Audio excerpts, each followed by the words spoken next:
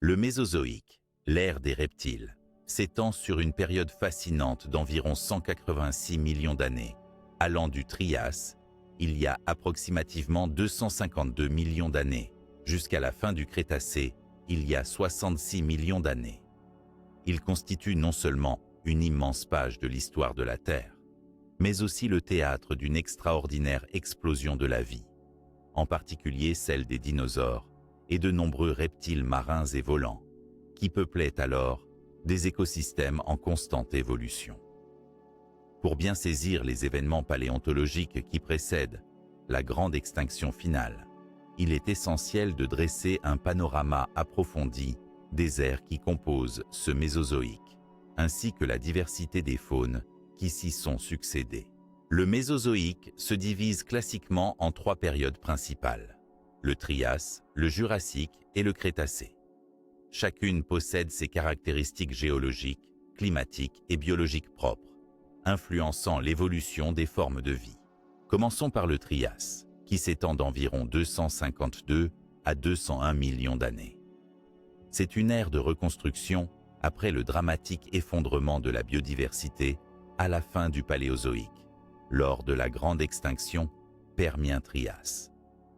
Le climat global était alors plutôt aride et continental, avec de vastes déserts et des régions volcaniques actives. Les premiers dinosaures apparaissent timidement vers le milieu du Trias, mais ne sont encore qu'un groupe mineur parmi une meute variée de reptiles tels que les thérapsides, un groupe de reptiles mammaliens primitifs, ainsi que des archosaures, ancêtres des crocodiles et oiseaux. Par ailleurs, les océans hébergent une faune marine, dominée par des mollusques, des ammonites et des reptiles marins émergents, comme les sauropsides marins. S'ouvre ensuite le Jurassique, période allant de 201 à 145 millions d'années, souvent considérée comme l'apogée des dinosaures. Le climat devient plus humide et tempéré, avec de vastes forêts garnies de conifères, cicadales et fougères arborescentes. Sur Terre, les dinosaures connaissent un spectaculaire rayonnement. On observe alors un équilibre complexe entre les différents groupes. Les sauropodes, ces dinosaures géants au long cou, comme le célèbre Diplodocus, dominent les paysages terrestres, tandis que les théropodes, carnivores et souvent bipèdes, commencent à affûter leur stratégie de chasse. Les stégosauridés, reconnaissables à leurs plaques osseuses sur le dos, peuplent également nombre de régions. Dans les eaux, les ichthyosaures et plésiosaures s'en donnent à cœur joie, tandis que les premiers ptérosaures survolent les cieux. Le Jurassique est aussi marqué par la fragmentation progressive du supercontinent Pangée, qui modifie drastiquement les habitats et favorise une diversification régionale des faunes. Enfin, le Crétacé, dernier chapitre du Mésozoïque, s'étire de 145 à 66 millions d'années. Elle est caractérisée par une diversification spectaculaire et une complexification des écosystèmes.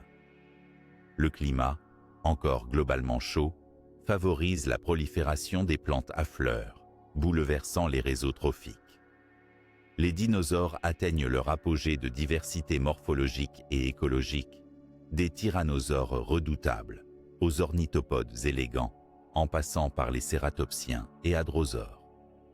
Parallèlement, les reptiles marins connaissent des changements.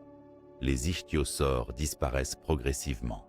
Les plésiosaures se maintiennent jusque vers la fin, tandis que de nouveaux groupes apparaissent. Les ptérosaures voient leur diversité décliner face à la concurrence des oiseaux primitifs. Sur le plan géologique, la tectonique des plaques crée des mers intérieures peu profondes, fragmentant habitats et espèces. La composition des écosystèmes du Mésozoïque révèle des interactions complexes entre des groupes d'animaux parfois très spécialisés. On trouve par exemple une coexistence intrigante entre de gigantesques quadrupèdes, herbivores et des prédateurs agiles, mais aussi des communautés marines riches ou des reptiles aux morphologies très diverses, rivalisent avec des poissons et mollusques. La diversité biologique au Mésozoïque est donc un véritable kaléidoscope d'adaptation, témoignant d'un jeu évolutif intense. Cependant, ce tableau ne serait pas complet, sans rappeler que cette diversité fut fluctuante. Certaines lignées disparaissent précocement, souvent bien avant le célèbre événement d'extinction de la fin du Crétacé.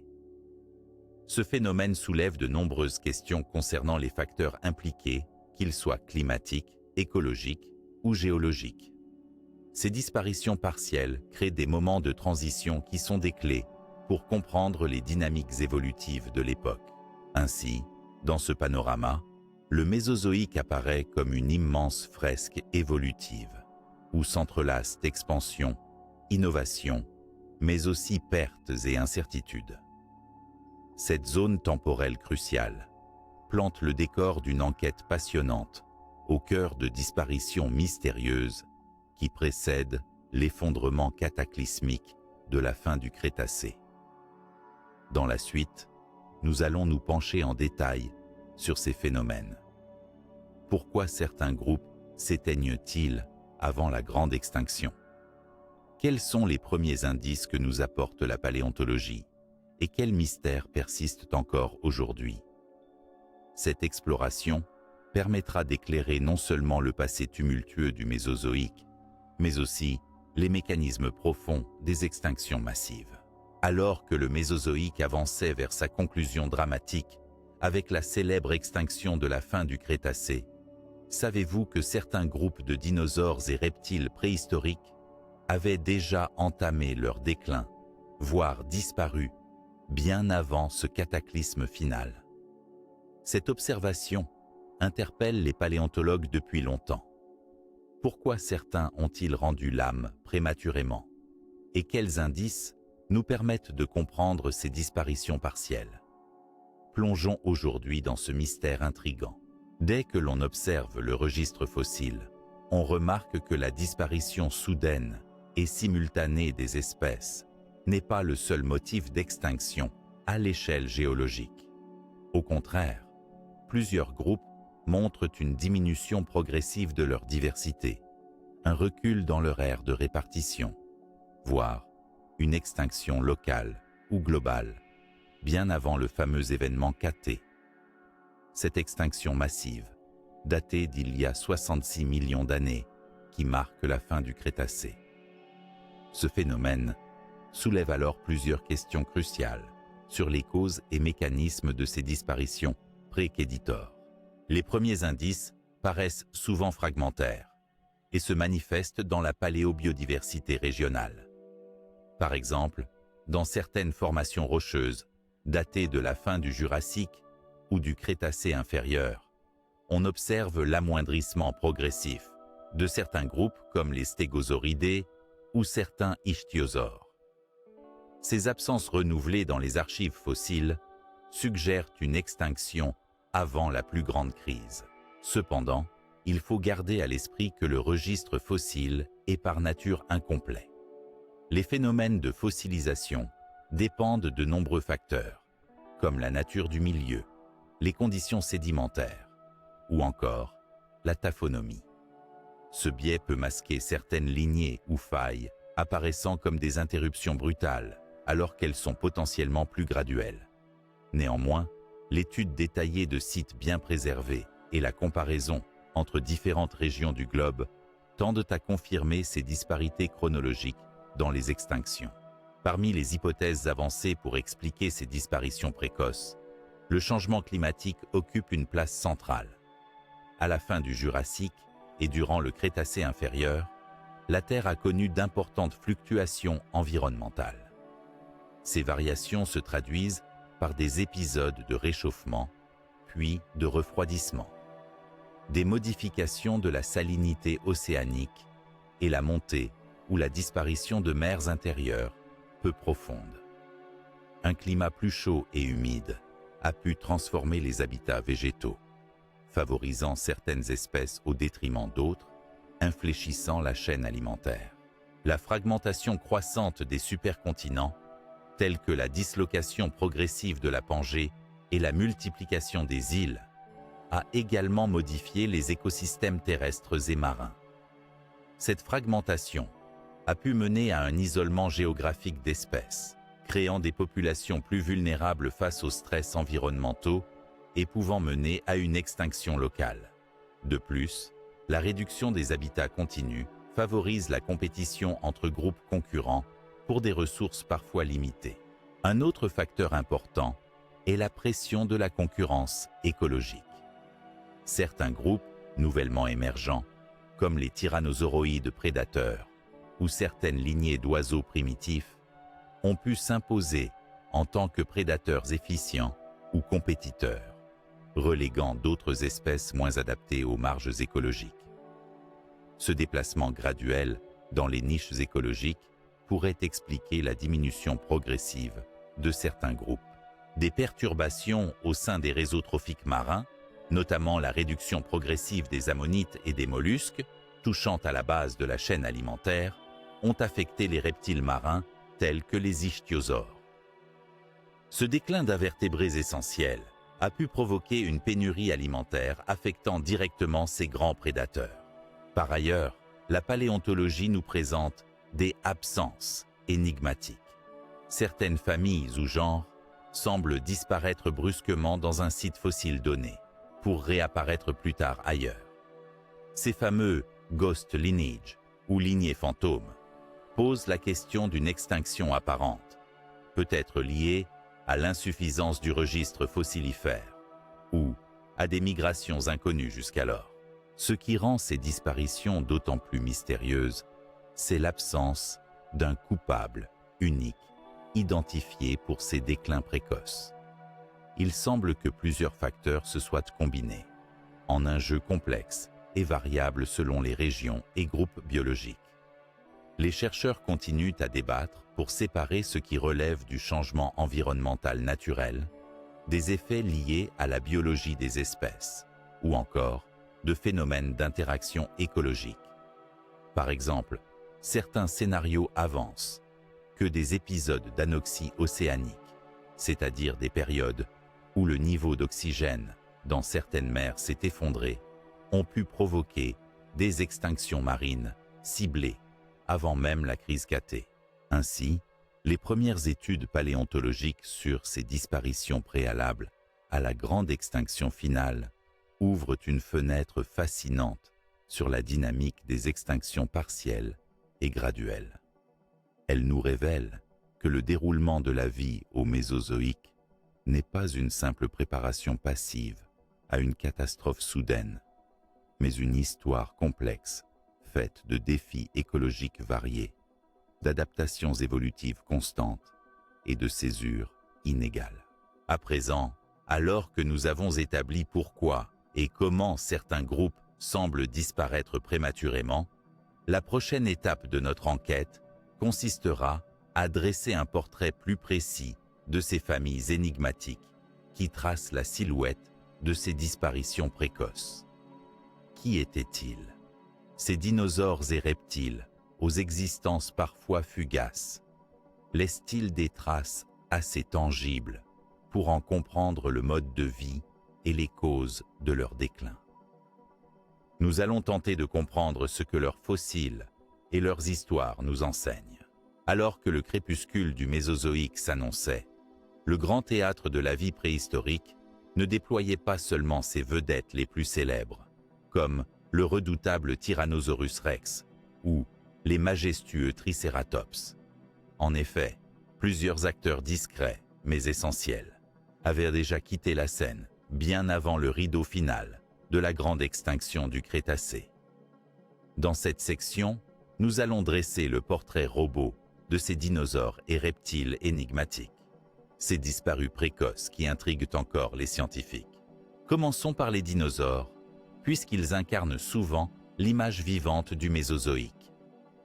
Parmi les groupes qui ont souffert d'un déclin prématuré figurent les stégosauridés, célèbres pour leurs plaques osseuses alignées le long du dos.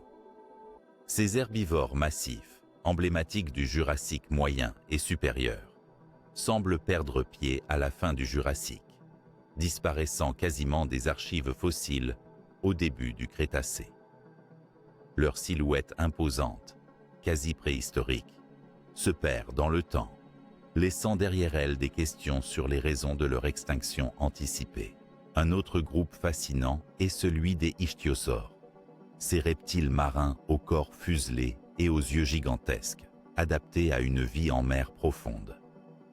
Pendant le Trias et tout le Jurassique, ils règnent sur les océans, dessinant une convergence impressionnante avec les dauphins modernes. Pourtant, dès le début du Crétacé, leur diversité décline sensiblement, jusqu'à leur disparition totale, bien avant la fin du Mésozoïque. La cause de ce déclin est l'objet de nombreuses hypothèses, allant du changement climatique à la compétition accrue avec d'autres prédateurs marins. Dans les airs, les ptérosaures constituent une diversité remarquable, depuis les plus modestes jusqu'aux géants à envergure impressionnante. Certains groupes, comme les ptérosaures à crête, qui émergent au Crétacé, témoignent d'une diversification tardive, tandis que d'autres lignées disparaissent progressivement au fil du temps. Ces disparitions précoces reflètent probablement une pression sélective exercée par la compétition, notamment avec les premiers oiseaux qui gagnent en diversité et en efficacité. À noter aussi les plésiosaures à long cou, reptiles marins fascinants, dont certaines espèces montrent une stabilité dans leur répartition, alors que d'autres disparaissent localement avant la crise finale. Leur biologie et écologie restent encore en partie mystérieuses, mais ils illustrent à merveille cette dynamique complexe d'extinction partielle. Parmi les disparus précoces figurent également des groupes moins connus, comme certains ornithopodes marginaux ou des cératopsiens basaux, dont la présence avant l'extinction globale est limitée et fragmentaire. Leur étude soulève de multiples interrogations sur les conditions qui ont conduit à leur recul progressif. Caractériser ces groupes revient à étudier leurs fossiles, mais aussi leurs contextes géologiques, paléo-environnementaux et paléoécologiques. Les fossiles rares, parfois fragmentaires, demandent une approche rigoureuse et prudente pour éviter des interprétations hâtives. Chaque découverte, qu'il s'agisse d'un os isolé, d'une mâchoire ou d'empreintes, contribue à reconstituer leur morphologie, leur régime alimentaire, voire leur comportement. En résumé, ces disparus précoces ne constituent pas une catégorie homogène, mais un ensemble hétérogène de dinosaures et reptiles dont la disparition a été aussi diverse que complexe. Leur échec évolutif prématuré souligne la fragilité des équilibres écologiques, même dans un Mésozoïque parfois perçu comme une période de domination absolue des reptiles. La disparition progressive de ces groupes illumine des transitions biologiques marquées, des changements d'habitat ou des pressions nouvelles qui ont modelé la biodiversité à l'ère mésozoïque. Alors que nous venons de dépeindre ce portrait, il devient évident que pour avancer dans notre compréhension, il faut s'arrêter plus précisément sur des exemples significatifs. Les stégosauridés, par exemple, représentent un cas d'école. Nous consacrerons donc la prochaine étape à une étude approfondie de leur disparition à la fin du Jurassique, en explorant les hypothèses qui tentent d'expliquer ce mystère paléontologique. Ainsi, la fresque des disparus du Mésozoïque continuera de prendre des formes plus précises, entre sciences rigoureuses et questionnements fascinants. La fin du Jurassique, il y a environ 145 millions d'années, marque un tournant critique dans l'histoire des dinosaures, en particulier pour un groupe emblématique souvent associé à cette ère, les stégosauridés. Ces dinosaures quadrupèdes, reconnaissables à leur rangée de plaques osseuses caractéristiques et à leurs épines caudales redoutables, ont dominé les paysages du Jurassique moyen et supérieur. Pourtant, à l'orée du Crétacé, leur présence dans les archives fossiles s'amenuise dramatiquement, jusqu'à une disparition quasi totale. Comprendre ce déclin fascine et questionne, tant leurs particularités morphologiques et écologiques offrent un terrain riche d'hypothèses explicatives. Les stégosauridés se caractérisent par un corps massif, soutenu par 4 membres robustes, un cou relativement court, une tête petite et légère par rapport au reste du corps, et surtout ces fameuses plaques osseuses érigées le long du dos. Leur fonction précise suscite encore des débats. Servait-elle à la thermorégulation en dissipant la chaleur? Constituait-elle un moyen de communication visuelle, notamment pour séduire ou effrayer des rivaux? Ou encore, fabriquait-elle une protection passive contre certains prédateurs? Ces plaques confèrent à ces dinosaures une silhouette unique, emblématique du règne reptilien du Mésozoïque. Durant le Jurassique, plusieurs genres comme Stegosaurus, Kentrosaurus ou Dacentrurus parcouraient des territoires vastes, principalement en Amérique du Nord, en Europe et en Afrique. Ils occupaient une niche, principalement herbivore, se nourrissant sans doute de végétation basse comme les fougères et conifères, mines d'or botanique aux époques mésozoïques. Leur allure lente et lourde témoignait d'une stratégie de défense passive, utilisant leur queue hérissée de pointes, le fameux tagomiseur, pour repousser les carnivores. Cependant, au cours du Jurassique tardif jusqu'au début du Crétacé, ces stégosauridés connaissent une baisse notable de leur diversité. Les fossiles deviennent de plus en plus rares, et il semble qu'aucun représentant réel n'ait traversé le seuil du Crétacé dans une diversité significative. Cette extinction progressive avant la crise terminale s'accompagne d'un vide semblable à celui laissé sur les premiers plans par les sauropodes géants, dont certains groupes subissent aussi une transformation. Les hypothèses sur les causes de cette disparition anticipée sont multiples et souvent complémentaires. D'une part, le changement climatique joue un rôle indéniable. Le passage du Jurassique au Crétacé est marqué par une modification majeure du climat global, qui devient plus chaud et plus humide dans de nombreuses régions. Ces mutations environnementales pourraient avoir bouleversé les écosystèmes forestiers dont dépendaient les stégosauridés pour se nourrir, réduisant la disponibilité de leur habitat alimentaire favori. D'autre part, la fragmentation croissante des continents, conséquence de la dérive des plaques tectoniques, a morcelé les habitats continus en archipels et microcontinents. Cette fragmentation aurait pu isoler rapidement les populations de stégosauridés, limitant leurs échanges génétiques et rendant ces populations plus vulnérables face aux pressions écologiques et aux événements climatiques saisonniers ou extrêmes. Un autre facteur important mis en avant est la concurrence écologique. La même période voit en effet l'émergence et le rayonnement des ornithopodes, des dinosaures herbivores, plus petits, agiles et peut-être mieux adaptés aux nouvelles conditions végétales et aux niches alimentaires modifiées. Cette compétition directe ou indirecte aurait pu progressivement marginaliser les stégosauridés, limitant leur accès à la nourriture et aux territoires indispensables. La spécialisation alimentaire des stégosauridés, souvent évoquée comme un handicap, pourrait également avoir joué un rôle dans leur impuissance face à ces changements. Contrairement à certains herbivores plus généralistes et adaptés à une large gamme d'aliments, les stégosauridés dépendaient peut-être de types spécifiques de végétaux, ce qui aurait limité leur faculté d'adaptation rapide aux transformations de la flore.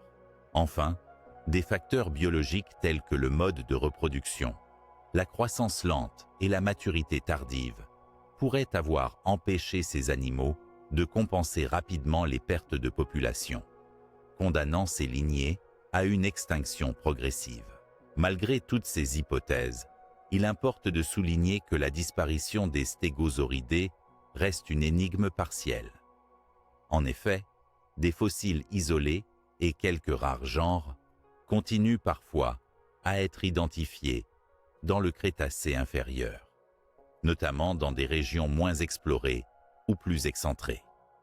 Leur rareté ne signifie pas nécessairement un déclin inévitable, mais peut témoigner de refuges localisés ou d'adaptations marginales. Cette disparition progressive, illustrée par le cas des stégosauridés, introduit la complexité des extinctions partielles. Loin d'être des événements strictement soudains, elles peuvent s'inscrire dans des dynamiques longues, mêlant facteurs environnementaux, biologiques et écologiques. Elles nous invitent par ailleurs à porter un regard plus nuancé sur la fin du Mésozoïque, non pas comme un simple cataclysme unique, mais comme un continuum de transformation profonde. Dans le prolongement de cette analyse, il sera indispensable d'examiner d'autres groupes, notamment marins, qui ont connu des trajectoires similaires, comme les ichthyosaures, pour mieux cerner les mécanismes évolutifs qui précèdent la grande extinction finale du Crétacé. Chaque puzzle ainsi mis au jour nous rapproche d'une compréhension plus fine, plus complète et toujours passionnante de ces temps reculés. Les ichthyosaures, ces fascinants reptiles marins au corps fuselé et parfaitement adaptés à une vie aquatique, ont longtemps été considérés comme l'un des groupes les plus emblématiques des océans du Mésozoïque. Leur silhouette, étrangement rappelant celle des dauphins modernes, illustre un incroyable exemple de convergence évolutive, témoignant de leur rôle prépondérant dans les écosystèmes marins.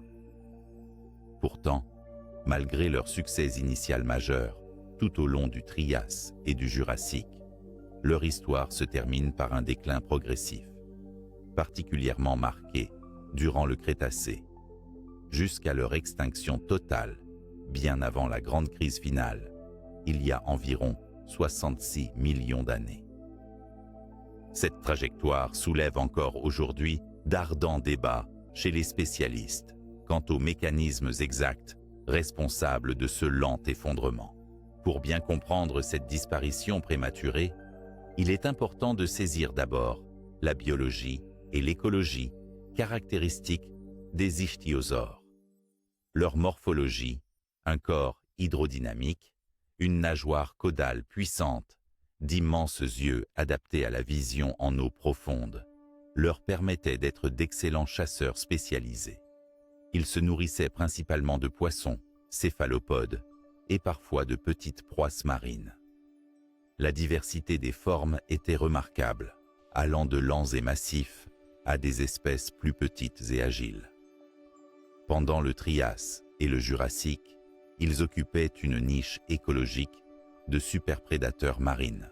Cependant, leur déclin entamé à la fin du Jurassique s'accélère dans le Crétacé inférieur et moyen.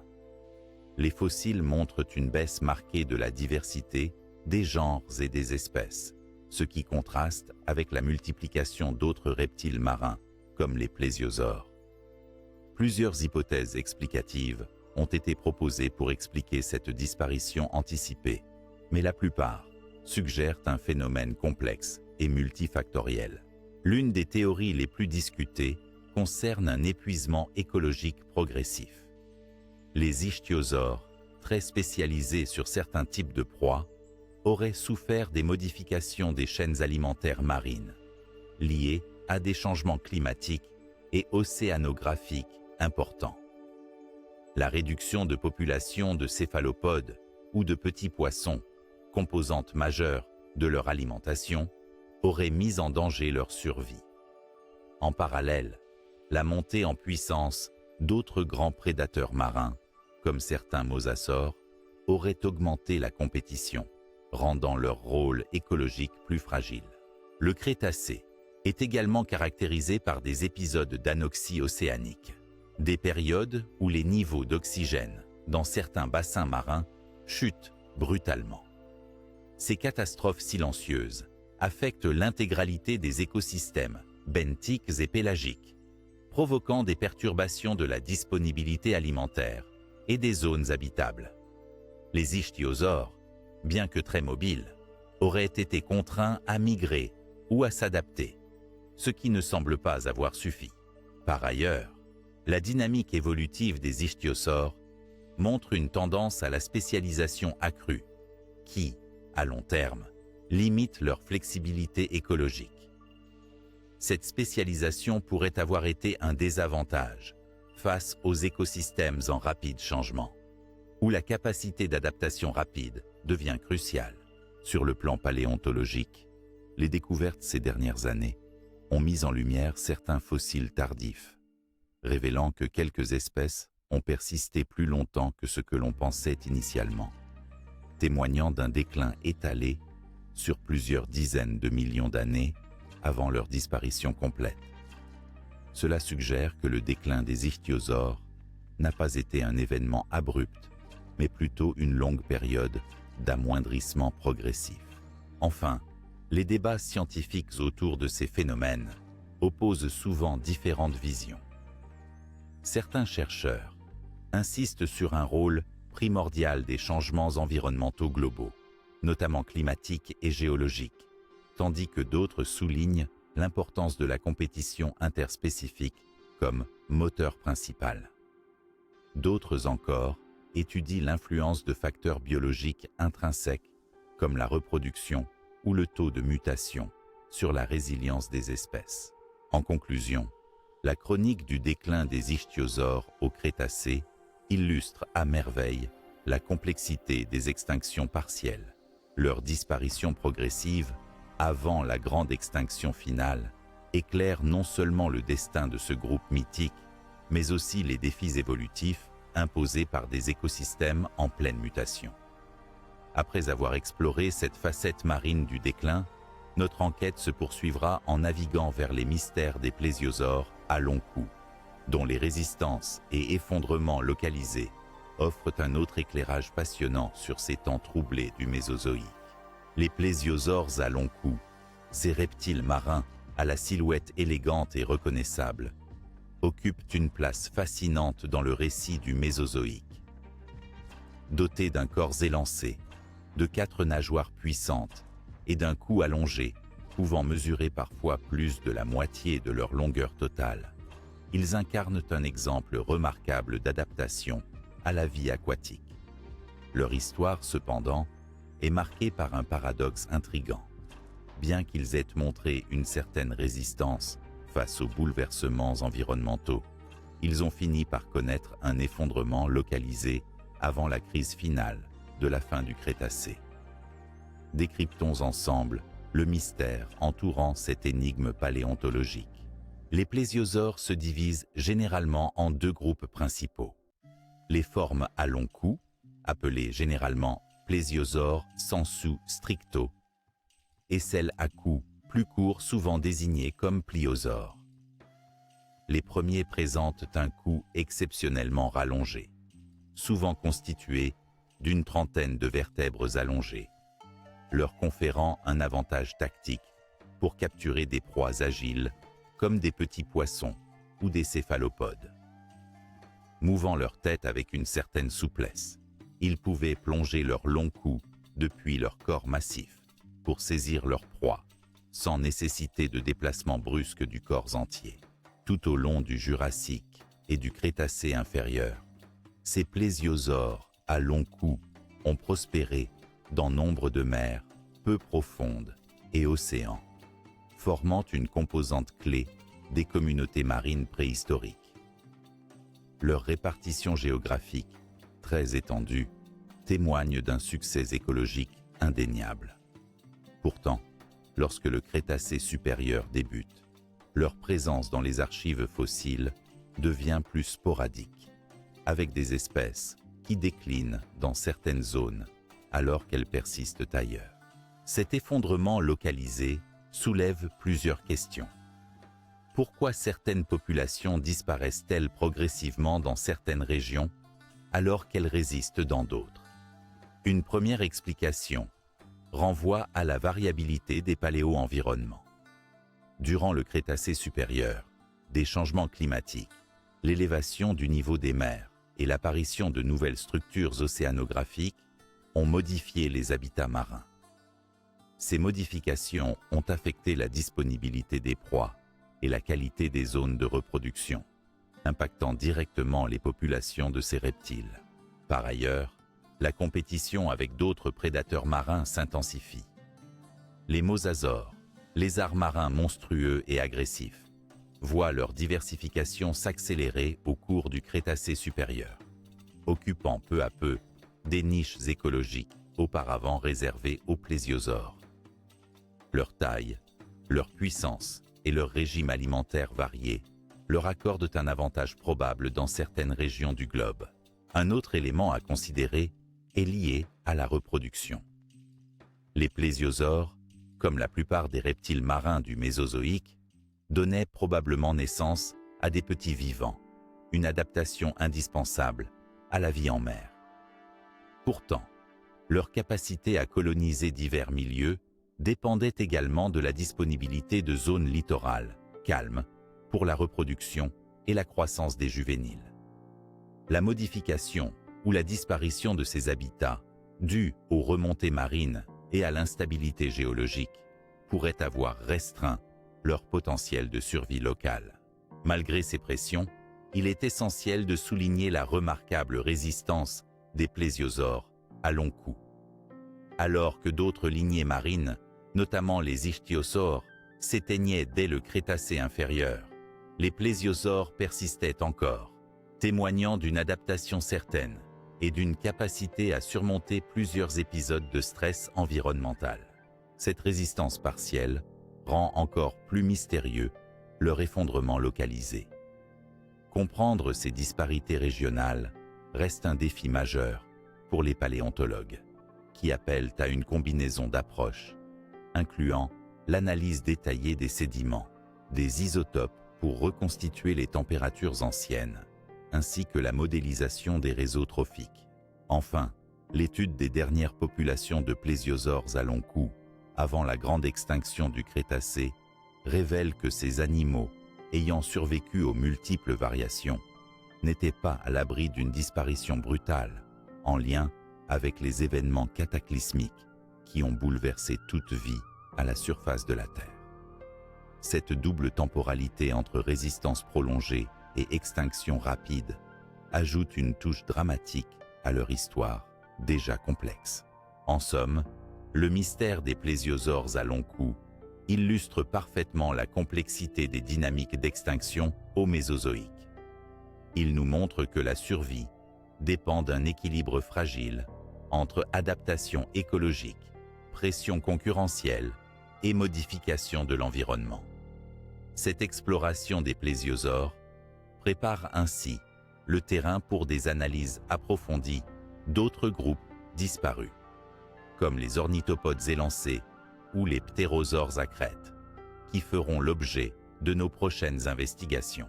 Dans la vaste mosaïque des dinosaures du Mésozoïque, les ornithopodes occupent une place singulière en tant que herbivores, souvent graciles, dotés d'une remarquable diversité morphologique et adaptative. Parmi eux, certains groupes élancés et discrètement marginalisés, tels que les Heterodontosauridae, suscitent un intérêt particulier de la part des paléontologues. Ces familles, parfois éclipsées par la renommée des grands herbivores, comme les hadrosaures ou les cératopsiens, représentent pourtant des clés importantes pour comprendre les dynamiques évolutives et les processus de disparition partielle avant la grande extinction du Crétacé. Les ornithopodes constituent un clade de dinosaures ornithischiens, caractérisés par une posture bipède ou parfois quadrupède, une dentition adaptée à un régime herbivore varié, et souvent une grande capacité de locomotion. Ces traits ont permis leur succès, en particulier dans les environnements terrestres du Jurassique et du Crétacé. Néanmoins, au sein de ce grand groupe, les Heterodontosauridae se distinguent par une particularité unique, leur dentition hétérodonte.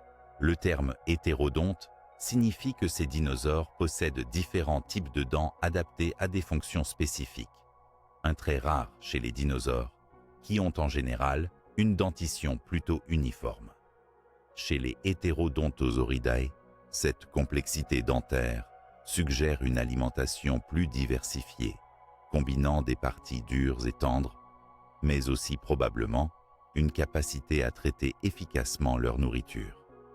Leur taille modeste, souvent inférieure à 1 mètre de long, et leur silhouette agile trahissent une niche écologique particulière entre les petites proies et les grands herbivores. Ces dinosaures sont apparus dès le Trias supérieur et ont perduré pendant le Jurassique, tout en s'effaçant progressivement vers le Crétacé. Leur histoire évolutive est parsemée de contrastes. Ils ont survécu aux grandes crises du Trias, mais ont été éclipsés par l'ascension des ornithopodes, plus spécialisés et plus grands, notamment les iguanodontiens. Pourtant, certains fossiles tardifs, rares et fragmentaires, laissent entendre que ces groupes marginalisés ont persisté en marge des zones géographiques mieux explorées, ouvrant la porte à des hypothèses de refuges écologiques. Outre les Heterodontosauridae, d'autres ornithopodes élancés et moins connus ont aussi suivi des trajectoires similaires d'extinction partielle. Certains de ces taxons ont été mis au jour dans des formations géologiques du Crétacé inférieur, souvent isolées et difficiles à attribuer précisément. Leur morphologie, alliant légèreté et vitesse, suggère qu'ils occupaient des niches écologiques spécialisées, souvent soumises à des fluctuations environnementales et à la pression des prédateurs. L'étude de ces groupes marginalisés est d'autant plus délicate qu'ils sont souvent sous-représentés dans le registre fossile, ce qui complique la reconstitution de leur histoire et l'interprétation des causes de leur déclin. La taille réduite des fossiles, leur rareté et la difficulté à distinguer précisément leurs caractéristiques taxonomiques imposent une écriture rigoureuse, basée sur des approches multidisciplinaires, incluant la paléobiologie fonctionnelle, la phylogénie et la paléoécologie. Toutefois, se pencher sur ces ornithopodes élancés offre une perspective essentielle sur la dynamique évolutive à l'œuvre dans le Mésozoïque. Leur déclin précoce paraît lié à des changements profonds dans les écosystèmes terrestres, incluant la transformation de la végétation, la compétition accrue avec d'autres herbivores plus grands et plus spécialisés, ainsi que le jeu des interactions prédatrices et environnementales. En somme, le cas des Heterodontosauridae et des autres ornithopodes élancés marginalisés illustre ce que la paléontologie appelle souvent la disparition silencieuse, un phénomène où des groupes entiers disparaissent avant même d'avoir laissé une empreinte majeure dans l'histoire évolutive globale. Ce silence fossile nous invite à déceler les causes complexes et plurielles qui, bien avant la grande extinction terminale, ont remodelé la biodiversité du Mésozoïque. Cette exploration des ornithopodes minoritaires prépare donc les esprits à aborder les grandes transitions écologiques et évolutives qui ont affecté d'autres reptiles fascinants, tels que les ptérosaures à crête, dont l'extinction progressive et le rétrécissement des niches écologiques ouvriront notre prochaine étape d'investigation. Les ptérosaures, ces fascinants reptiles volants du Mésozoïque, fascinèrent leurs contemporains par leur vol gracieux et leur diversité remarquable. Parmi eux, les ptérosaures à crête tiennent une place particulière, non seulement par leur apparence spectaculaire, avec des formations osseuses ou cartilagineuses proéminentes sur le crâne, mais aussi par leur destin singulier à la fin du Crétacé. Contrairement à une extinction brutale, ces ptérosaures ont connu une disparition progressive, marquée par un lent rétrécissement de leurs niches écologiques, un phénomène riche d'enseignements sur les interactions complexes entre environnement, compétition et évolution. Ces crêtes, parfois gigantesques, pouvaient prendre des formes variées, de simples extensions osseuses minimalistes à de vastes structures ornementales, composées parfois de tissus mous soutenus par des excroissances osseuses.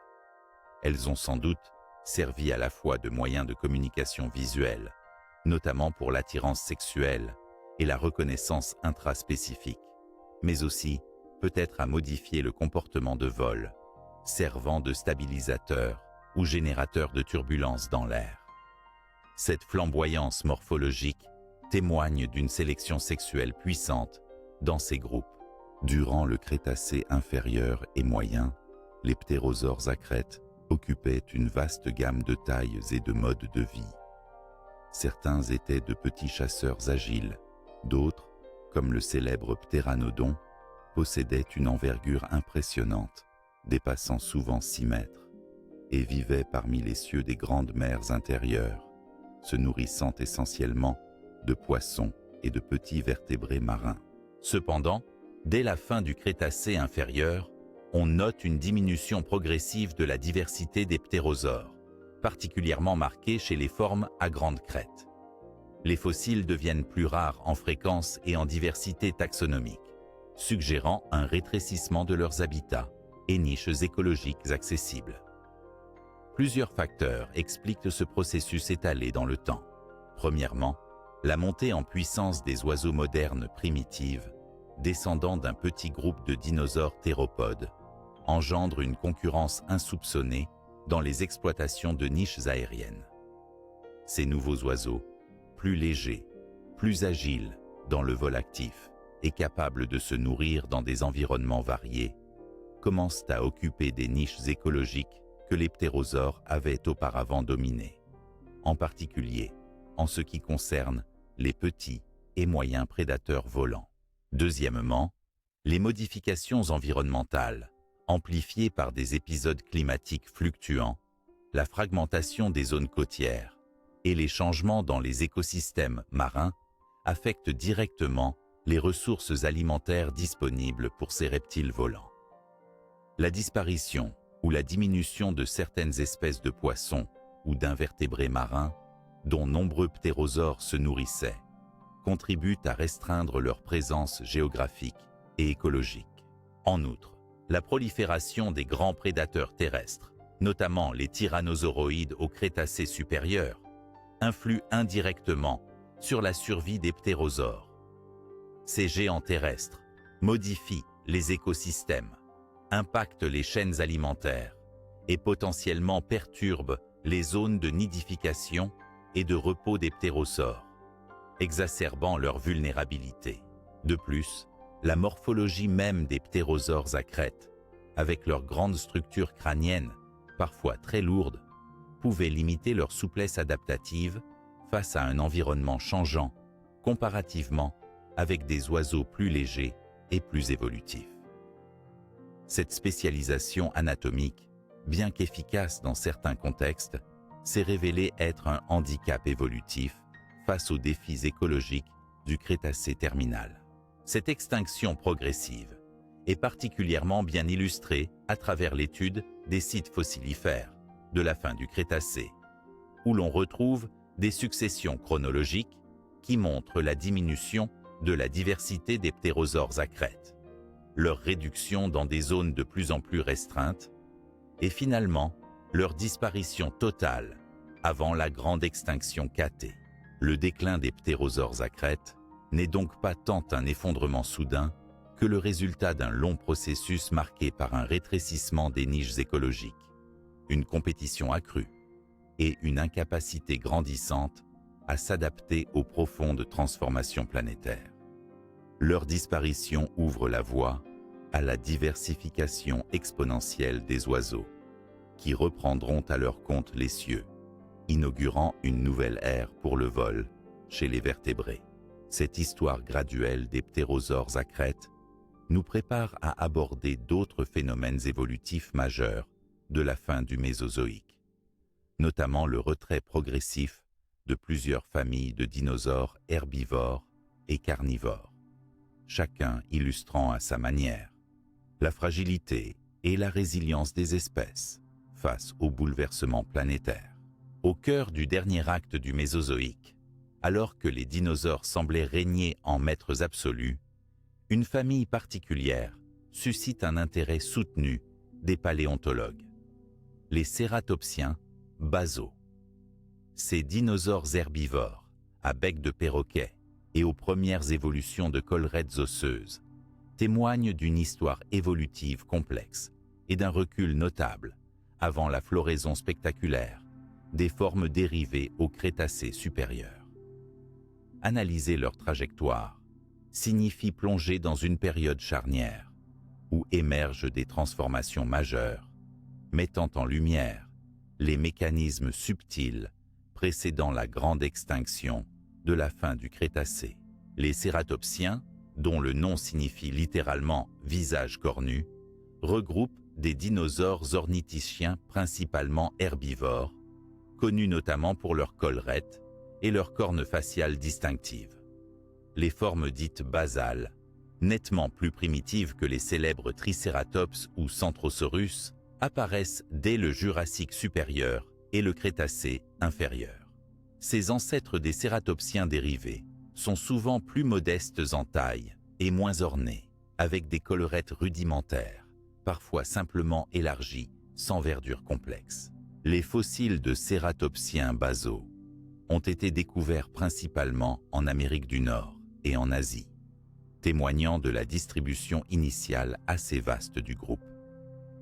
Leur morphologie suggère qu'ils occupaient des niches écologiques variées, entre petits ou moyens herbivores, s'appuyant sur des régimes alimentaires diversifiés. Ils étaient sans doute bien adaptés à des habitats mêlant plaine et forêt, exploitant la végétation prévalente du Crétacé inférieur, essentiellement composée de conifères, cicadales et premières angiospermes. Cependant, lorsque l'on scrute leur histoire à la lumière des données paléontologiques récentes, un phénomène de recul global se dessine. Cette diminution progressive de leur diversité et de leur aire géographique précède l'essor spectaculaire des cératopsiens dérivés, plus grands, plus robustes et ornés de crêtes et cornes impressionnantes qui domineront les paysages terrestres du Crétacé supérieur. Les raisons de ce recul sont encore débattues, mais plusieurs hypothèses convergent. D'abord, les transformations des écosystèmes terrestres, notamment les changements floristiques liés à la diversification accélérée des plantes à fleurs, ont modifié profondément la disponibilité et la nature des ressources alimentaires. Les cératopsiens basaux, spécialisés dans l'exploitation de certains types de végétaux, ont peut-être été désavantagés par rapport à leurs successeurs, capables d'exploiter une palette plus large d'aliments. Ensuite, la compétition avec d'autres groupes herbivores émergents, notamment les ornithopodes avancés et les ankylosaures, aurait accru la pression écologique. Ces derniers, plus diversifiés et dotés d'adaptations spécifiques, auraient pu remplacer les niches écologiques occupées par les cératopsiens basaux, contribuant à leur déclin. Enfin, les facteurs géologiques et climatiques, tels que la fragmentation progressive des continents grâce à la dérive des plaques tectoniques, ont fragmenté les populations. L'isolement des groupes, la réduction de leurs habitats et l'accroissement de la variabilité des conditions environnementales ont fragilisé ces espèces déjà sous pression. L'étude des fossiles renouvelés, grâce aux technologies modernes, comme l'analyse isotopique et la reconstruction 3D, permet aujourd'hui de mieux tracer cette histoire complexe de transition. Ces outils révèlent des adaptations progressives dans la morphologie des cératopsiens, fruits d'une évolution dynamique sommet à sommet, qui préfigure les formes d'élite du Crétacé tardif. En somme, le cas des cératopsiens basaux offre une fenêtre surprenante sur les subtilités des évolutions préalables à la crise finale. Leur recul avant l'explosion des formes dérivées illustre, une fois de plus, que les extinctions ne sont pas toujours brutales, mais peuvent être lisses, étalées dans le temps et les espaces, animées par des interactions complexes entre biologie, environnement et compétition. Cette étape cruciale nous prépare à comprendre en profondeur comment d'autres groupes, dans des contextes similaires, ont subi leurs pertes et transformations dans les derniers millions d'années du Mésozoïque. Dans l'immense fresque du Mésozoïque, les paléo-environnements jouent un rôle fondamental, car ils constituent le cadre naturel dans lequel se sont déroulées les évolutions, adaptations et parfois disparitions des dinosaures et autres reptiles préhistoriques.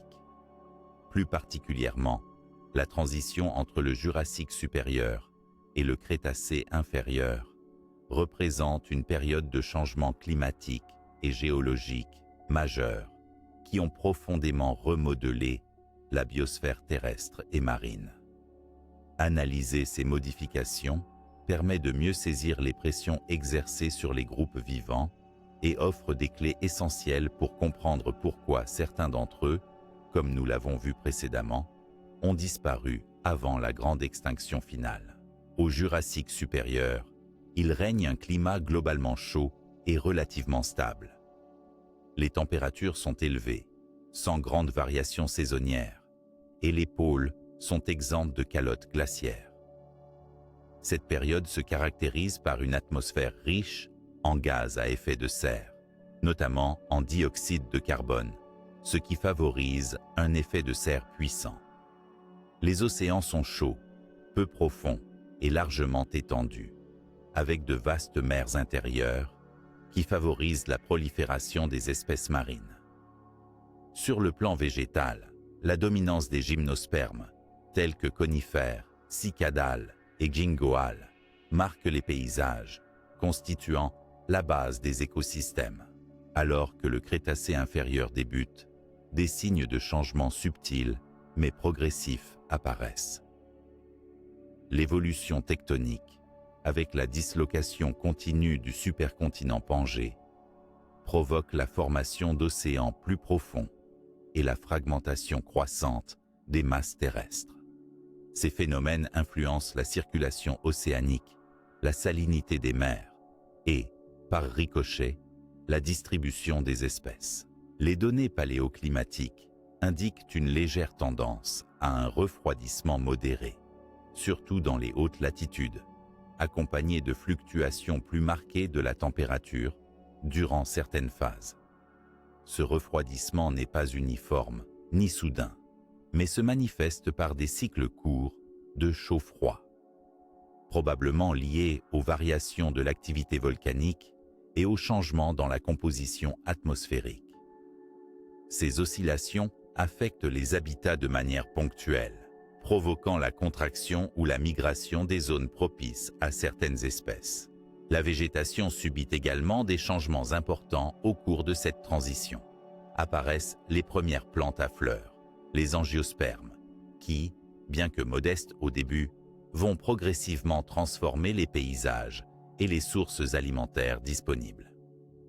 Cette diversification florale modifie la dynamique des chaînes trophiques terrestres, imposant aux herbivores une adaptation à de nouveaux types de ressources, souvent plus nutritives, mais aussi plus exigeantes en termes de digestion. Pour les reptiles terrestres et marins, ces changements environnementaux traduisent des défis accrus. Les habitats marins peu profonds, essentiels pour de nombreuses espèces, alternent entre expansion et retrait, en fonction des fluctuations du niveau de la mer, induisant une instabilité dans la disponibilité des zones de reproduction et d'alimentation. Par ailleurs, les modifications dans les courants océaniques impactent la distribution des nutriments, parfois à l'origine d'épisodes d'anoxie localisés, zone où l'oxygène dissous est insuffisant, qui peuvent engendrer des mortalités massives chez les organismes marins. Enfin, sur le plan géographique, la fragmentation des continents provoque la création de barrières naturelles, telles que chaînes de montagnes, mers intérieures isolées ou îles dispersées. Cette fragmentation favorise la spéciation par isolement, mais accroît aussi la vulnérabilité des populations face aux événements climatiques ou aux perturbations écologiques. Certaines espèces, avant de disparaître, voient leur répartition se restreindre à des zones refuges, plus stables mais réduites. En résumé, la transition entre le Jurassique supérieur et le Crétacé inférieur correspond à une phase dynamique, où les équilibres naturels sont bousculés. Ces modifications conduisent à une reconfiguration constante des écosystèmes, obligeant les espèces à migrer, s'adapter ou, parfois, disparaître. Ces bases environnementales explicatives jettent un éclairage précieux sur les disparitions observées chez divers groupes de dinosaures et reptiles, soulignant que la grande extinction finale n'est pas la seule responsable des pertes, mais le point d'aboutissement d'un long processus évolutif et écologique. Nous allons désormais aborder un volet tout aussi passionnant: l'émergence des nouveaux prédateurs, notamment les tyrannosauroïdes et dromaeosauridés, et la manière dont ils ont influencé la compétition et la dynamique des espèces dans ces environnements en pleine mutation. À mesure que le Mésozoïque avançait vers sa phase finale, l'émergence de nouveaux prédateurs a profondément modifié la dynamique des écosystèmes terrestres. Parmi eux, les tyrannosauroïdes et les dromaeosauridés apparaissent comme des acteurs majeurs de la compétition, redessinant les équilibres entre espèces et contribuant, par leurs adaptations et stratégies, aux mutations profondes qui précèdent la grande extinction du Crétacé. Les tyrannosauroïdes, qui forment une famille comprenant le célèbre Tyrannosaurus rex parmi ses plus récents représentants, sont apparus durant le Jurassique supérieur.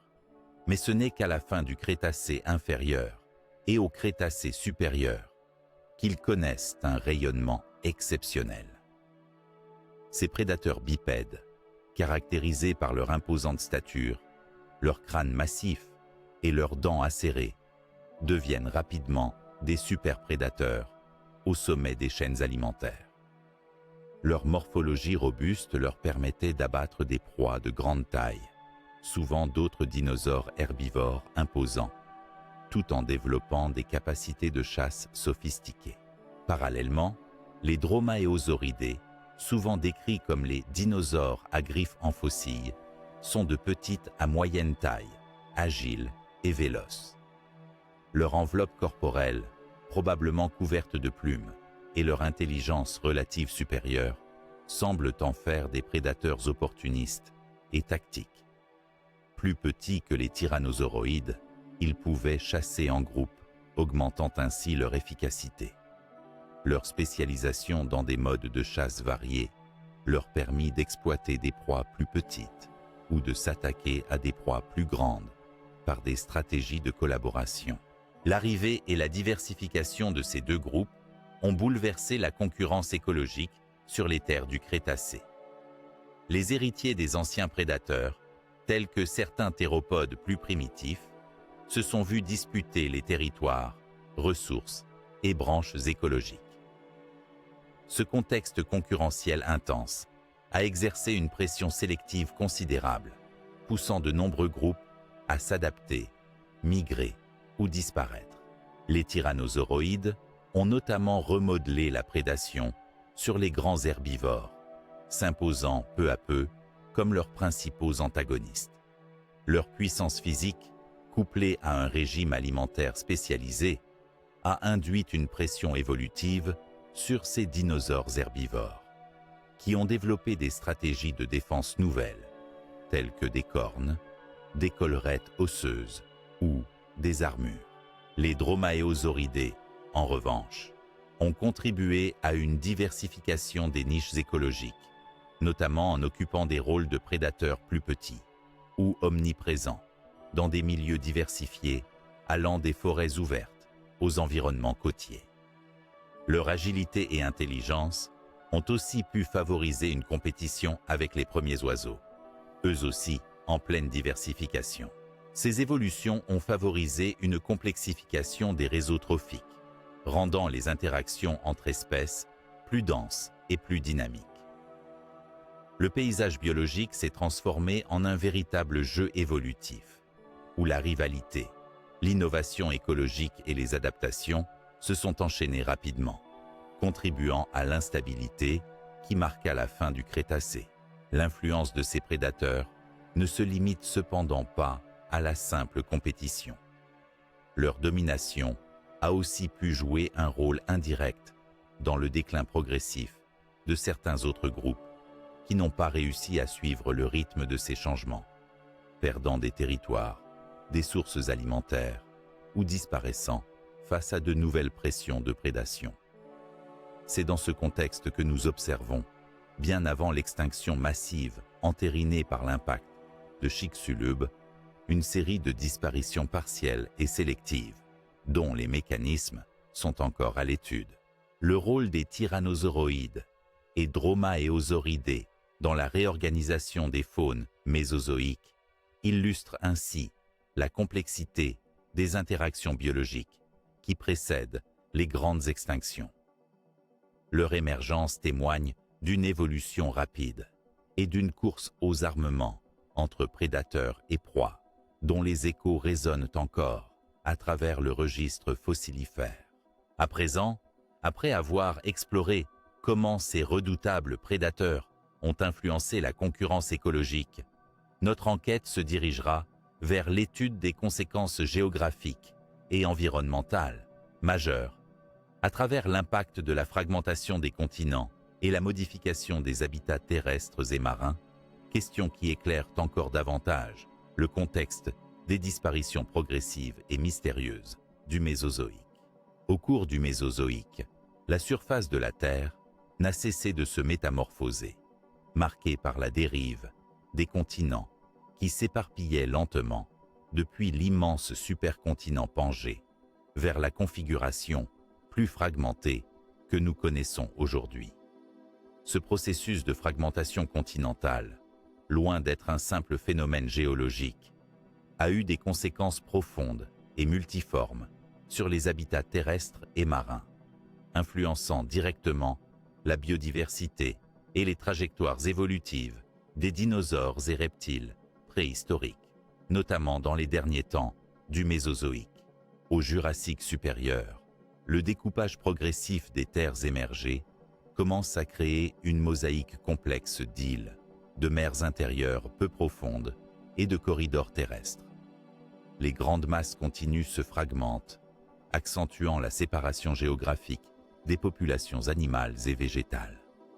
Cette isolation provoque souvent un phénomène d'endémisme, où des espèces évoluent indépendamment dans des environnements limités, donnant naissance à une grande diversité locale. Cependant, cette fragmentation a également des effets négatifs. La réduction de la superficie habitable amplifie la vulnérabilité face aux changements climatiques ou écologiques et limite les échanges génétiques nécessaires à la robustesse des populations. Dans le milieu marin, la multiplication des zones littorales et des mers intérieures modifie profondément les conditions écologiques. Ces zones, riches en nutriments et favorables à de nombreuses formes de vie, deviennent des creusets dynamiques pour la biodiversité marine.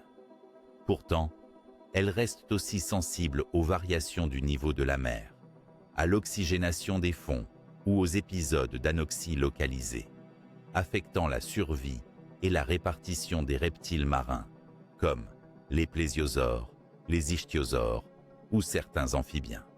Sur le plan terrestre, la fragmentation s'accompagne de modifications du climat régional. La création de montagnes et de chaînes d'îles engendre des microclimats variés, parfois très contrastés. Certains territoires connaissent un climat plus humide, favorisant une végétation dense, tandis que d'autres deviennent plus secs et ouverts. Ces variations imposent aux dinosaures et reptiles une adaptabilité accrue, modifiant la composition de la faune selon les écosystèmes. Certaines espèces prospèrent dans des niches spécialisées, d'autres, moins flexibles, voient leur aire de répartition décroître, s'effaçant progressivement. L'isolement géographique engendré par cette fragmentation continentale joue également un rôle capital dans les processus évolutifs, en accélérant la spéciation. À l'inverse, il peut favoriser l'extinction locale lorsque les conditions environnementales ou la pression écologique dépassent la capacité d'adaptation des populations isolées. Un exemple fameux est celui des dinosaures insulaires, dont la taille peut varier drastiquement en fonction de l'environnement limité, avec des phénomènes de nanisme ou gigantisme remarquables, reflétant l'impact direct des contraintes liées à la fragmentation et à la disponibilité des ressources. Sur la scène des reptiles marins, La fragmentation a sans doute participé à la réduction progressive des niches accessibles, amplifiant la compétition entre groupes spécialistes, contribuant notamment au déclin des ichthyosaures et des plésiosaures dans certaines régions. Par ailleurs, la complexification des voies maritimes influence les flux migratoires et la dispersion des espèces, certaines étant contraintes à la migration, tandis que d'autres profitent d'ouverture pour coloniser de nouveaux habitats. Dans leur globalité, ces transformations géographiques et écologiques créent un tableau mouvant où la survie dépend de plus en plus d'une agilité biologique adaptée à la fragmentation, à la compétition et à la variabilité environnementale. Les grands reptiles mésozoïques, malgré leur succès passé, ne furent pas exempts de ces pressions nouvelles qui façonnèrent progressivement la fin de nombreux groupes. Ces observations nous conduisent à reconnaître que la fragmentation des continents, loin d'être un simple contexte passif, fut un acteur majeur, modelant les routes de la vie au Mésozoïque. En influençant directement les habitats terrestres et marins, elle a contribué aux disparitions prématurées, au recul de certaines lignées et à la réorganisation complexe de la biodiversité. La prochaine étape de notre voyage paléontologique s'intéressera à la rareté des fossiles et aux révélations parfois trompeuses de la taphonomie, afin d'approfondir notre compréhension des disparitions mystérieuses qui parsèment ces temps anciens. La richesse des découvertes paléontologiques repose avant tout sur un échantillon fragmentaire et hétérogène, celui des fossiles que la Terre daigne nous livrer.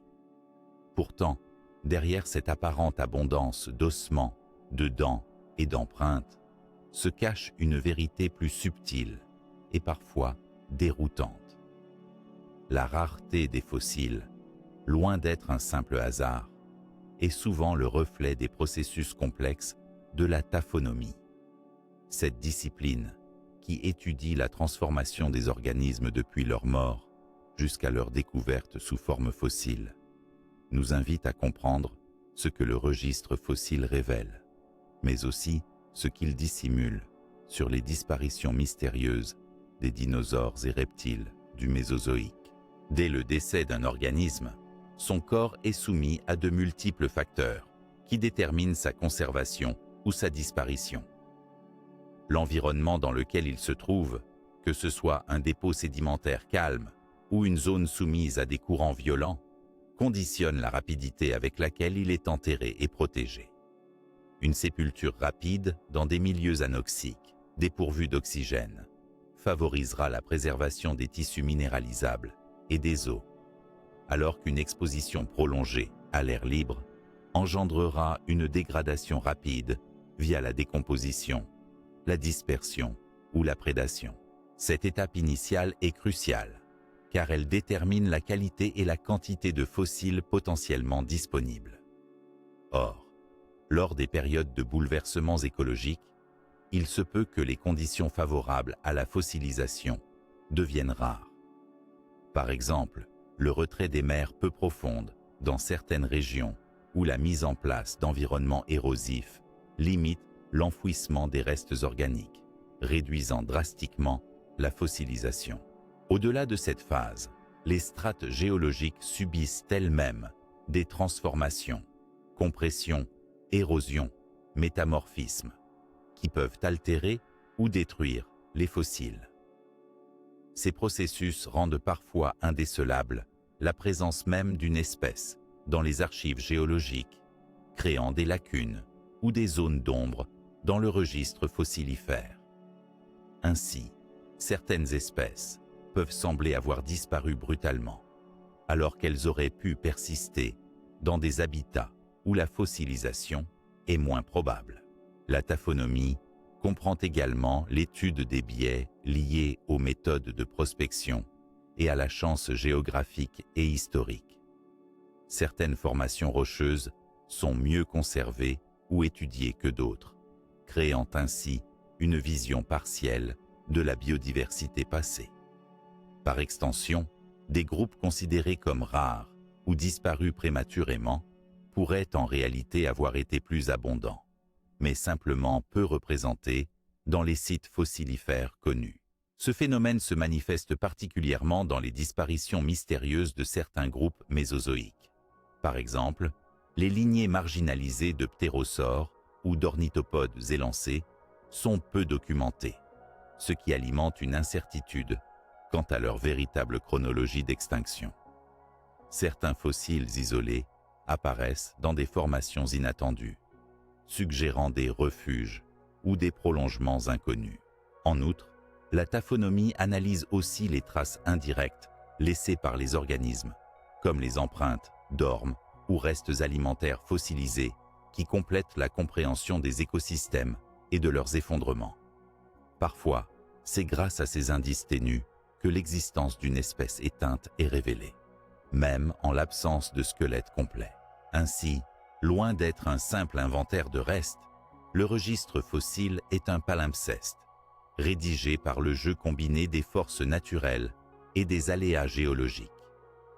Comprendre ces limites est essentiel pour interpréter avec prudence les disparitions constatées, en particulier celles qualifiées de mystérieuses. C'est pourquoi les paléontologues insistent sur une approche multidisciplinaire, associant données taphonomiques, géologiques, stratigraphiques et biologiques, afin de reconstruire l'histoire la plus fidèle possible. En somme, la rareté des fossiles n'est pas seulement un défi pratique, mais aussi une opportunité scientifique de creuser plus profondément les mécanismes des disparitions mésozoïques.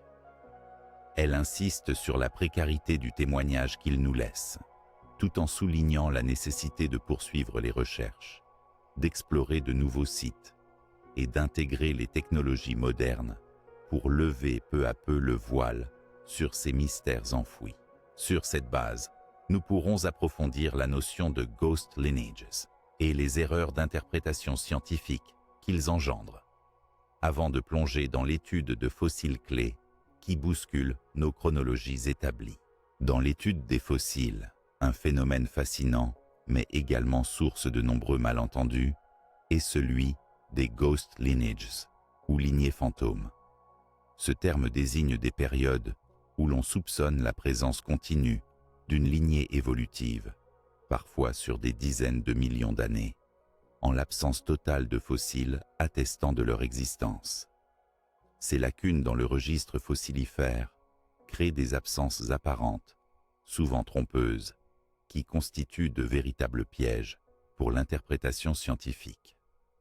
Comprendre ces ghost lineages est essentiel pour appréhender avec nuance les cycles d'extinction et de diversification qui ont marqué la fin du Mésozoïque.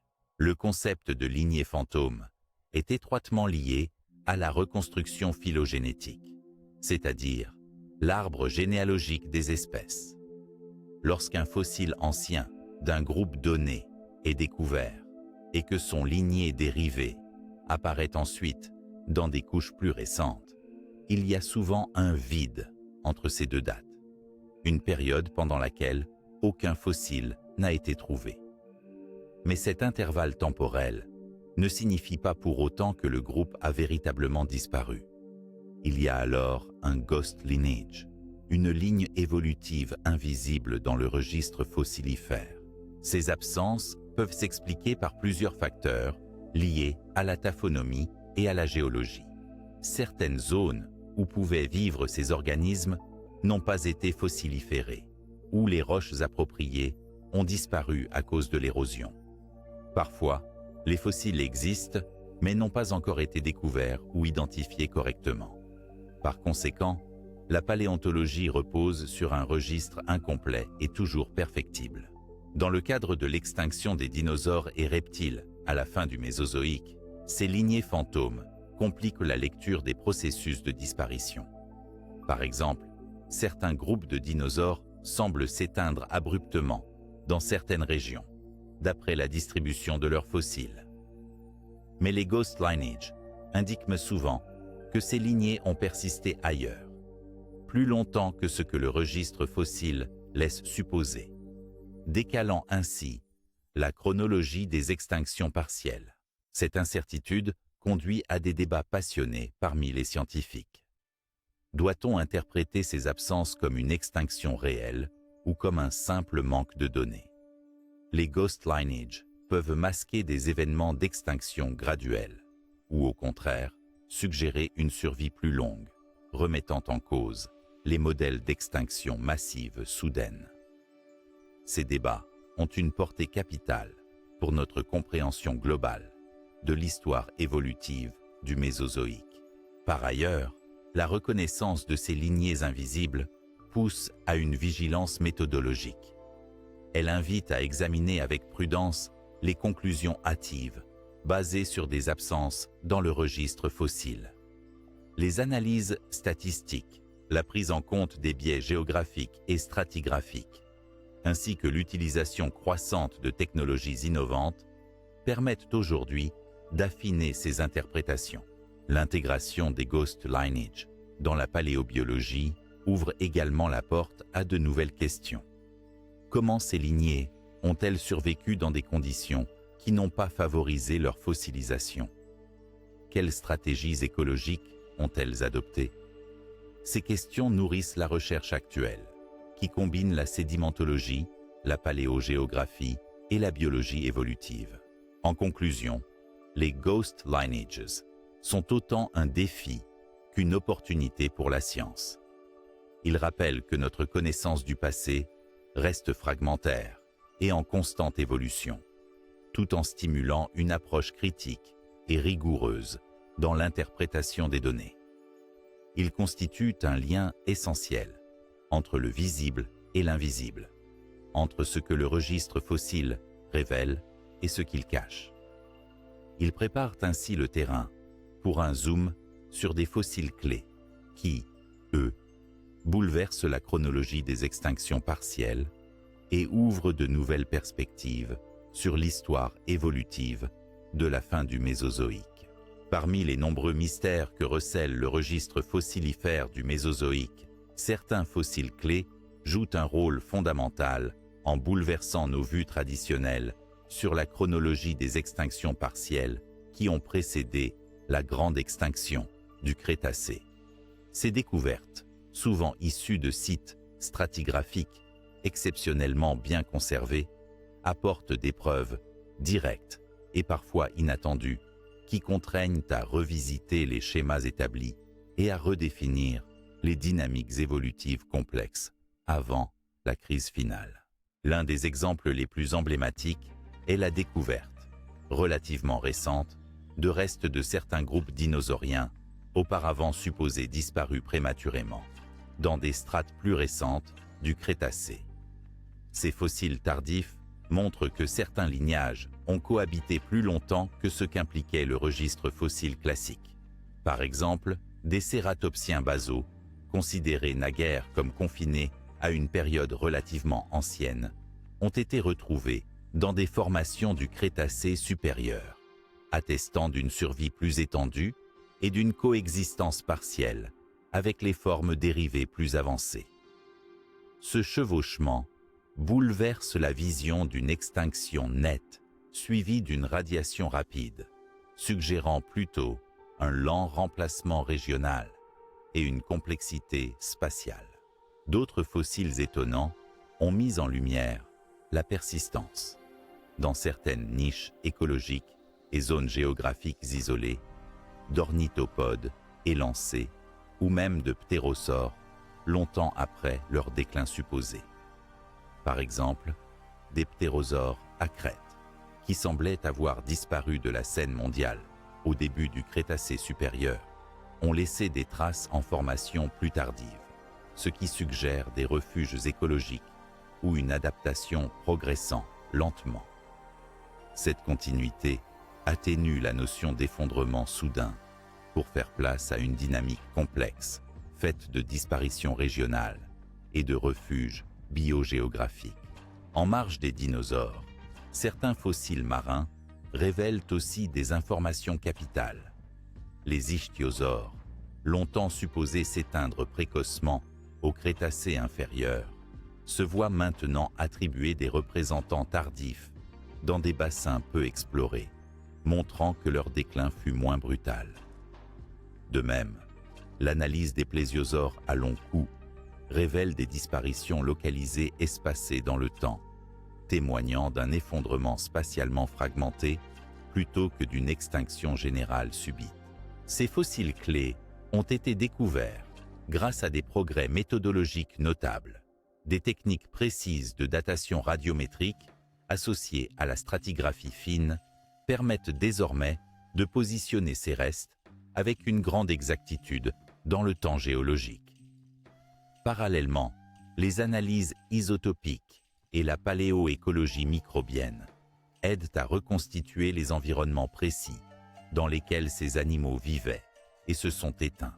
Par ailleurs, les nouveaux outils de reconstitution 3D et d'intelligence artificielle facilitent l'étude de fossiles souvent fragmentaires ou déformés, clarifiant ainsi des liens phylogénétiques incertains et précisant la compréhension des lignées évolutives. Ces approches multidisciplinaires enrichissent sans cesse notre tableau paléobiologique. En définitive, ces fossiles clés ne signifient pas seulement la présence prolongée ou tardive de certains groupes, mais suggèrent une extinction graduelle, hétérogène, dans l'espace et le temps, influencée par des facteurs écologiques, climatiques et géologiques variés.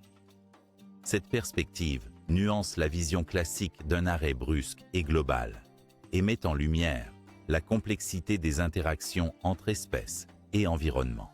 Cette avancée majeure ouvre la porte à l'étude d'autres mécanismes encore moins évidents, tels que les épisodes d'anoxie océanique ou les microfossiles indicateurs, que nous aborderons dans les sections suivantes. Elle s'inscrit dans une quête scientifique permanente pour mieux comprendre le fragile équilibre de la vie passée. Et par-delà, les leçons que nous pouvons en tirer pour le présent et l'avenir. Au cœur des océans du Crétacé, se sont déroulées des catastrophes silencieuses, méconnues du grand public, mais décisives dans la dynamique des extinctions partielles, les épisodes d'anoxie océanique. Ces périodes, caractérisées par une chute drastique du taux d'oxygène dissous dans les eaux marines, ont profondément modifié les écosystèmes marins et influencé indirectement la biodiversité terrestre. Pour comprendre l'importance de ces phénomènes, nous devons plonger dans les mécanismes qui les ont provoqués, leurs manifestations et l'impact qu'ils ont eu sur la palette des espèces de cette époque agitée. L'anoxie océanique correspond à la diminution, voire à la quasi-disparition de l'oxygène dans certaines masses d'eau, en particulier dans les zones profondes ou semi-fermées, rendant ces espaces quasi inhospitaliers pour la majeure partie de la vie marine, dépourvus d'adaptations spécifiques. Ces conditions résultent généralement d'un déséquilibre entre la production d'oxygène via la photosynthèse des plantes aquatiques et le volume d'oxygène consommé par la décomposition de la matière organique. Lorsqu'il existe une surproduction organique associée à un faible renouvellement des eaux, l'oxygène disparaît rapidement. Pendant le Crétacé, de nombreux épisodes d'anoxie sont attestés par les enregistrements géochimiques et paléontologiques. Ces événements ont souvent coïncidé avec des phases de réchauffement du climat global, induisant une stratification plus marquée des eaux océaniques et une réduction des circulations profondes favorables à l'oxygénation. Ils se traduisent géologiquement par des dépôts de schiste noir, riches en matière organique, connus sous le nom de Black Shales, qui enregistrent la période où la vie benthique était sévèrement limitée. Les conséquences de ces épisodes ont été majeures. Dans les zones touchées, la biodiversité marine s'est effondrée, affectant particulièrement les espèces sensibles telles que de nombreux invertébrés, ainsi que certains groupes de reptiles marins. La diminution drastique des populations de proies fondamentales pour les grands prédateurs marins a entraîné des perturbations alimentaires importantes, suscitant la pression sur les chaînes trophiques. Outre les espèces marines, les perturbations induites par les anoxies ont eu des répercussions indirectes sur les faunes terrestres. Par exemple, la disparition par étouffement de nombreuses espèces de poissons et de céphalopodes a modifié les ressources alimentaires disponibles pour d'autres animaux, ainsi que la dynamique des écosystèmes côtiers, où se développaient souvent les plus grandes concentrations de dinosaures. Des études isotopiques et stratigraphiques récentes ont mis en lumière plusieurs phases d'anoxie étalées sur toute la période du Crétacé, suggérant que ces catastrophes silencieuses ont constitué un stress écologique récurrent et prolongé, plutôt qu'un épisode isolé. Ces stress répétés ont pu affaiblir durablement les populations, les rendant plus vulnérables aux autres pressions écologiques, et préparer ainsi le terrain pour l'extinction massive finale. En somme, les épisodes d'anoxie océanique représentent des crises écologiques majeures, discrètes mais puissantes, qui ont contribué à remodeler la vie marine du Crétacé. Leur influence sur la biodiversité et les chaînes alimentaires souligne l'importance de facteurs environnementaux perfides, souvent invisibles et insidieux, dans les grandes transformations évolutives. Dans la continuité de cette exploration, nous orienterons notre regard vers les microfossiles et autres indices indirects, issus des invertébrés et des plantes, et leur rôle fondamental dans les chaînes alimentaires qui ont accompagné ces bouleversements. Ces micro-témoins, bien que minuscules, racontent une histoire tout aussi cruciale et éclairante sur les mécanismes profonds des disparitions préalables à la crise terminale. Au-delà des grands fossiles spectaculaires de dinosaures et de reptiles marins, le monde mésozoïque nous révèle aussi ses secrets les plus discrets à travers les microfossiles et indices indirects, essentiels pour comprendre les trames complexes des chaînes alimentaires anciennes. Ces petites traces, souvent invisibles à l'œil nu, témoignent du rôle fondamental des invertébrés et des plantes, qui, par leur abondance et leur diversité, soutenaient l'équilibre écologique et influençaient singulièrement la dynamique des populations de vertébrés, dinosaures compris. Les microfossiles regroupent une vaste gamme d'organismes, conservés sous forme de structures minéralisées minuscules, spores, pollen, fossiles de phytoplancton comme les coccolithophores, restes de foraminifères, diatomées, radiolaires et autres micro-organismes. Leur importance dans le registre sédimentaire est décisive pour reconstituer les environnements passés, car ils sont extrêmement abondants et présents quasi partout sur la planète, offrant ainsi une source d'information continue à l'échelle des temps géologiques. Les plantes, à travers les palynomorphes, pollen et spores fossiles, permettent de retracer la végétation terrestre et ses transformations. Les changements dans la diversité et la composition du couvert végétal, notamment l'émergence progressive des plantes à fleurs au Crétacé, ont modifié la base trophique terrestre. Ces changements ont eu un impact direct sur les herbivores, forcés d'adapter leur régime alimentaire, mais aussi indirectement sur les prédateurs qui dépendaient de ces herbivores. Parallèlement, les invertébrés marins, avec notamment le foraminifère et le phytoplancton calcaire, sont des indicateurs sensibles des conditions océaniques, comme la température, la salinité et le degré d'oxygénation. Leur abondance varie en réponse aux fluctuations climatiques et environnementales, reflétant des crises ou des revivals écologiques.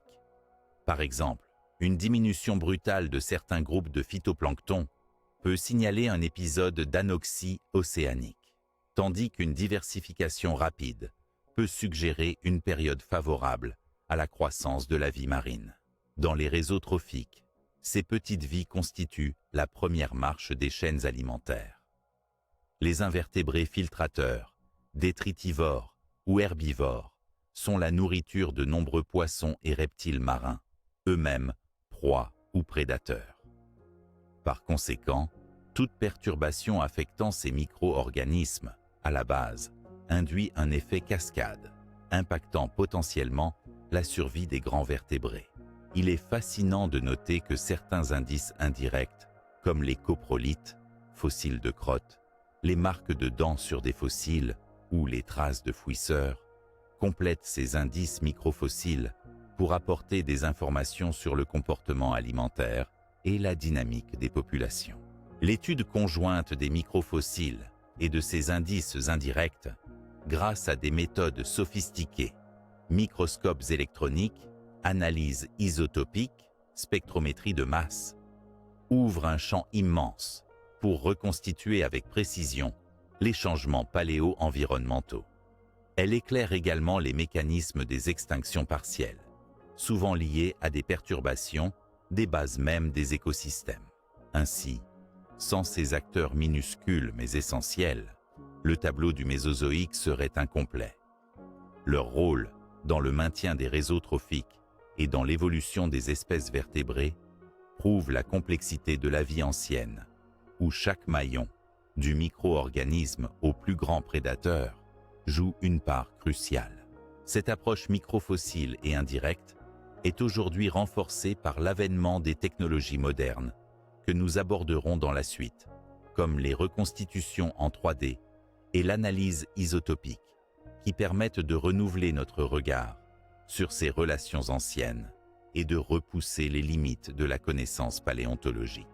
À l'aube du XXIe siècle, la paléontologie ne cesse de se transformer grâce aux avancées technologiques qui ouvrent de nouvelles perspectives pour élargir notre compréhension des disparitions mystérieuses du Mésozoïque.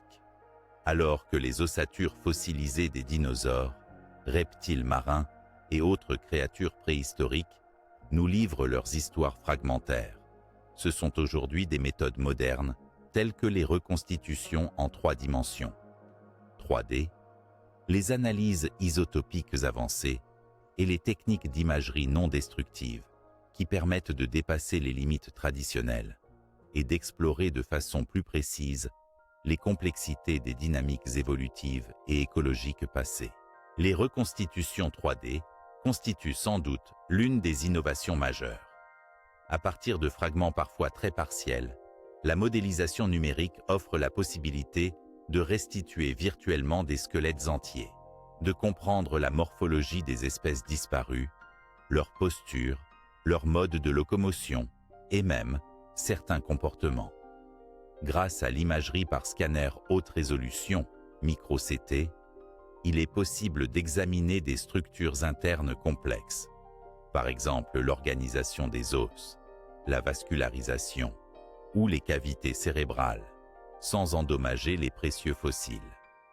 Ces techniques donnent un aperçu sans précédent sur la physiologie des animaux et leurs adaptations, éclairant notamment comment certains groupes ont pu résister ou succomber aux changements environnementaux.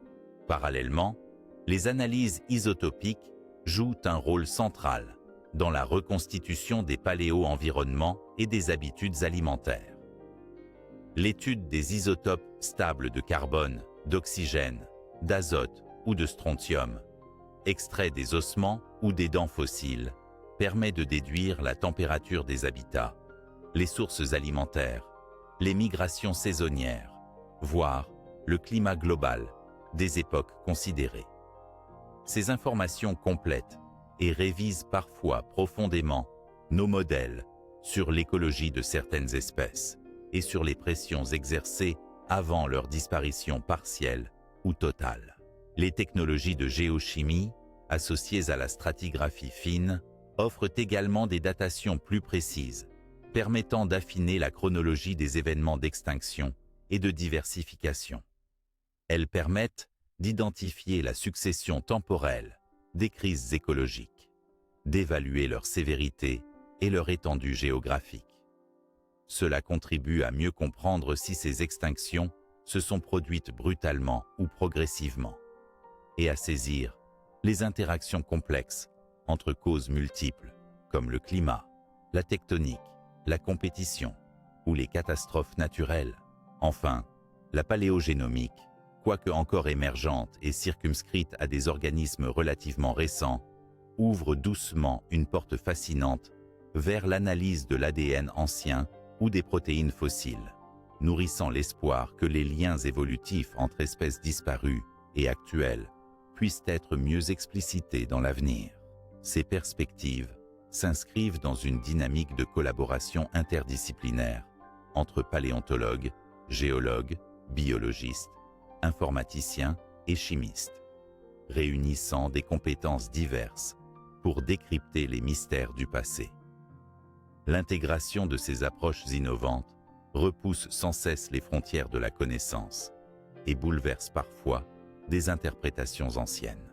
En conclusion, les technologies modernes promettent une renaissance de la paléontologie, où la modélisation 3D, les analyses isotopiques et autres outils de pointe révèlent, avec une précision inédite, la vie et les disparitions au cœur du Mésozoïque.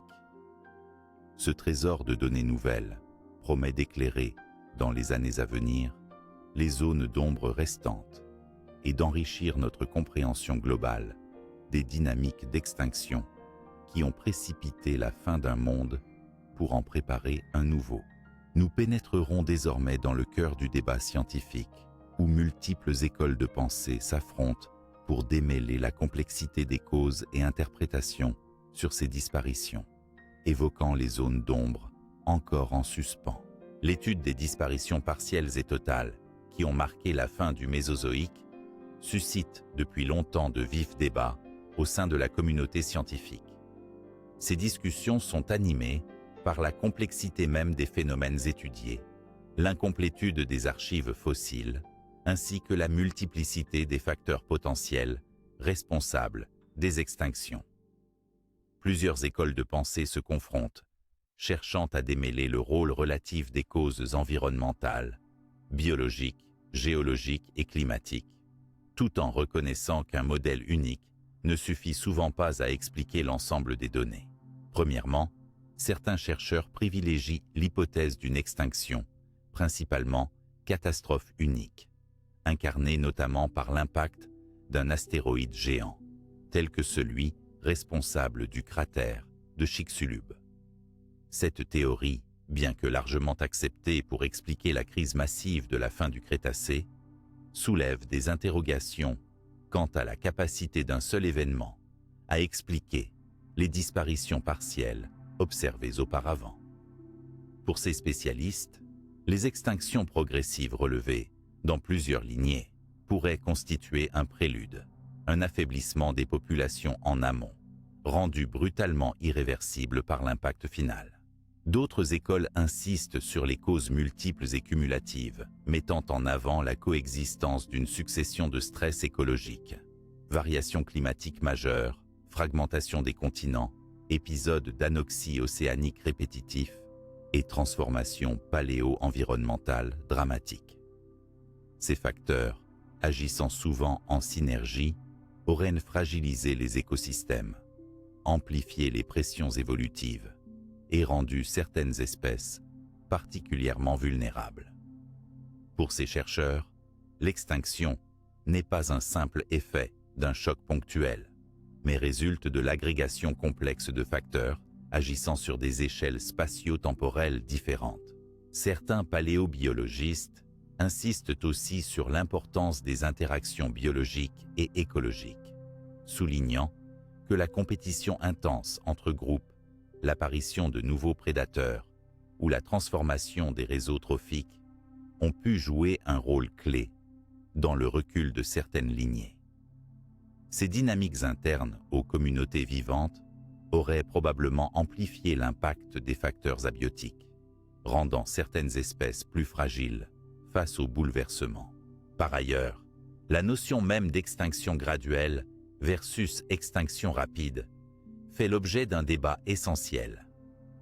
Certains modèles s'appuient sur des données fossilifères, suggérant des déclins progressifs sur plusieurs millions d'années, tandis que d'autres avancent des épisodes d'effondrement rapide, voire quasi instantanés à l'échelle géologique. Cette disparité soulève la question cruciale des biais interprétatifs liés à la rareté des fossiles, aux limites taphonomiques, ou encore à l'échelle temporelle de résolution des méthodes de datation. Enfin, des zones d'ombre persistent, notamment sur le rôle réel de certains événements géologiques, comme les éruptions volcaniques massives associées aux trappes du Deccan, et sur la capacité d'adaptation des espèces face aux changements rapides. Les interactions entre ces phénomènes, leurs impacts régionaux versus globaux, restent encore mal comprises, alimentant un dialogue scientifique fertile, mais parfois fracturé. Cette multiplicité d'approches et de débats souligne l'extrême complexité de l'histoire évolutive à la fin du Mésozoïque. Plutôt que de chercher des explications simples et exclusives, la science contemporaine tend à privilégier des modèles intégrés, pluridimensionnels, capables de prendre en compte la richesse des mécanismes et des données disponibles. Ainsi, ce panorama des écoles de pensée montre que notre compréhension reste ouverte, en évolution constante, et que les prochaines avancées dépendront d'une synergie renforcée entre paléontologie classique et moderne, géochimie, modélisation informatique et nouvelles technologies. Nous poursuivrons cette quête passionnante en revenant sur l'ensemble des disparus du Mésozoïque, à la recherche d'une nouvelle synthèse qui éclaire les origines profondes de cette grande histoire évolutive tournée vers la crise terminale. Alors que notre exploration touche à sa fin, il est temps de revenir sur les disparus du Mésozoïque et de synthétiser ce que nous apprennent leurs destins précoces sur l'histoire évolutive avant la célèbre crise terminale de la fin du Crétacé. Ce retour permet non seulement de mieux appréhender la complexité des extinctions partielles, mais aussi de remettre en perspective les forces et mécanismes qui ont façonné la diversité biologique à travers cette ère fascinante. Les fossiles, qu'ils soient de grands dinosaures emblématiques, de reptiles marins mystérieux ou de micro-organismes modestes, racontent une histoire où expansion, déclin et déplacement géographique se succèdent dans un ballet évolutif sans cesse renouvelé. Les lignées comme celles des stégosauridés, ichthyosaures ou plésiosaures à long cou, qui ont disparu avant la grande extinction finale, illustrent que l'histoire du Mésozoïque n'est pas un simple prélude à une catastrophe unique, mais un processus dynamique marqué par des crises répétées, diverses dans le temps et dans l'espace. Les connaissances accumulées révèlent que ces disparitions anticipées sont le fruit de multiples facteurs étroitement imbriqués.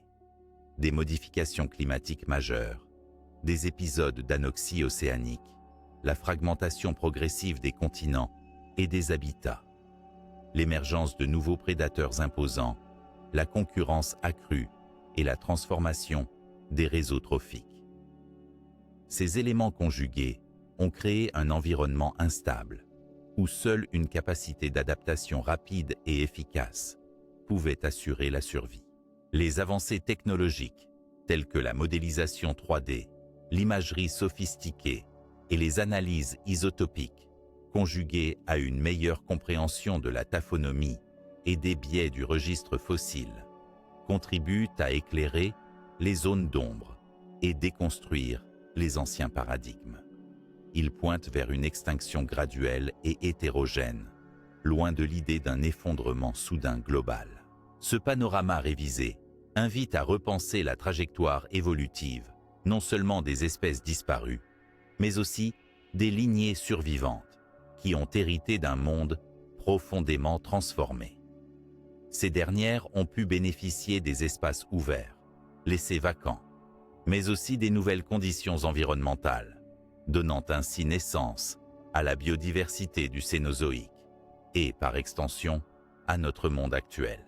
La compréhension renouvelée des disparus du Mésozoïque enrichit donc notre regard sur l'histoire de la vie, en soulignant le rôle fondamental des interactions complexes entre biologie, environnement et géologie. Elle nourrira sans doute les futures recherches, en nous rappelant que l'évolution n'est jamais linéaire, mais faite de nuances, d'incertitudes et d'adaptations successives. Ainsi se conclut cette vaste enquête sur les disparitions mystérieuses du Mésozoïque, qui, tout en évoquant les ombres du passé, éclaire la lumière sur la fragile et remarquable dynamique de la vie sur Terre.